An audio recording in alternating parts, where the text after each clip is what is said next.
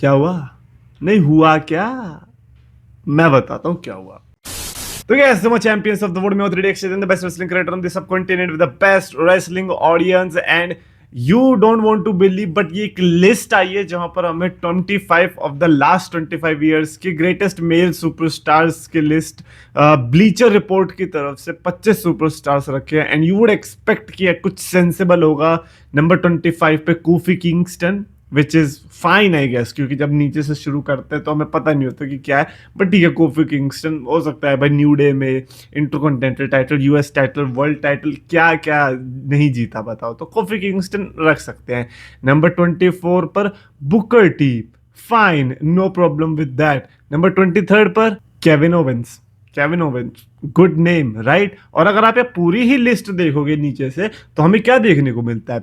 We got Dean Ambrose, Cody Rhodes, Stone Cold Steve Austin, AJ Styles, Batista, Shawn Michaels, Jeff Hardy, Eddie Guerrero, CM Punk, Triple H, Brock Lesnar, Edge, Daniel Bryan, The Rock, Seth Rollins, Kurt Angle, The Undertaker, Chris Jericho, Rey Mysterio, Roman Reigns, Randy Orton and John Cena।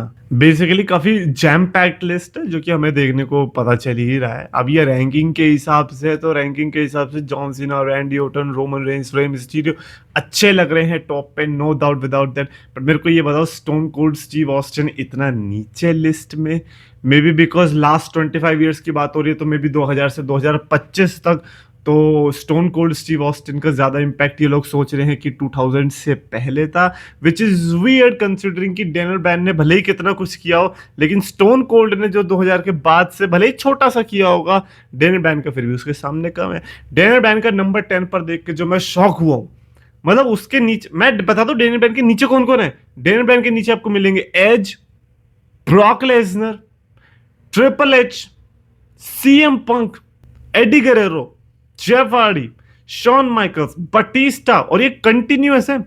In continuous superstars को ही आप आराम से ऊपर रख सकते हो।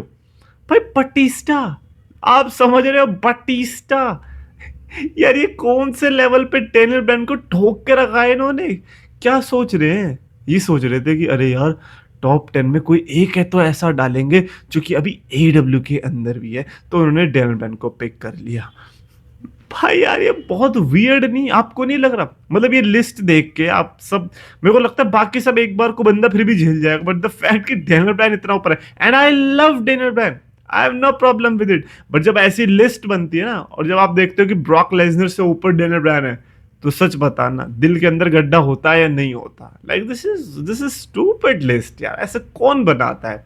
हालांकि John Cena, Randy Orton, Roman Reigns, I would agree with that. Like इन तीनों में मैं अगर रोमन रेंस को ऊपर रख दूं या रैंडी ओटन को ऊपर रख दूं, आई डोंट थिंक सो कि उतना कुछ फर्क पड़ेगा, because these three absolutely deserve कि हाँ जॉन सीना, रैंडी ओटन ने एक एरा चलाया, उसके बाद रोमन रेंस ने अपना अलग एरा खींचा, so I would have to agree with that. But भाई डेनियल ब्रायन, ये तुमने ऑल एलीट रेसलिंग का टैग डलवा के जबरदस्ती जो मस्ती करी है ना, ये गलत किया है। चलो यार सेथ रॉलिंस की बात करते हैं, बिकॉज सेथ रॉलिंस की अब गंदी सी अपडेट ही आ रही है that Seth Rollins might miss WrestleMania 42।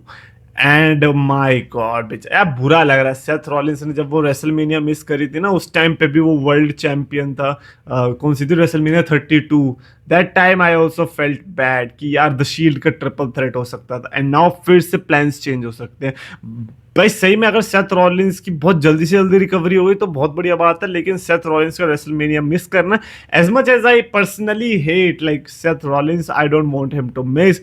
He is a good guy, he is a like main eventer तो नहीं बोलो, ही इज अ मेनिया गाय कि मेनिया में ही अच्छा मैच दे देगा, फिर भले लोगन पॉल हो, फिर चाहे कोडी रोड्स हो, फिर चाहे टैग टीम मैच हो, कुछ भी हो, एक अच्छा मैच दे देगा। And Seth Rollins and CM Punk क्या पता, सेथ रॉलिंस और रोमन रेंस क्या पता, सेथ रॉलिंस और ब्रॉन ब्रेकर क्या पता, कोई भी मैच होता आई थिंक वो इंटरेस्टिंग होने वाला था। कंसिडरिंग कि जिस तरीके से ये राइवल भाई ये साल जो रहा है, लाइक रेसलमेनिया ले लो, समर स्लैम ले लो, कैश इन, कुछ भी ले लो, Seth Rollins just nailed it. And the fact कि ये सब होने के बाद वो रेसलमेनिया मिस करेगा, फिर तो भाई सेथ रॉलिंस की किस्मत में पनौती ही है।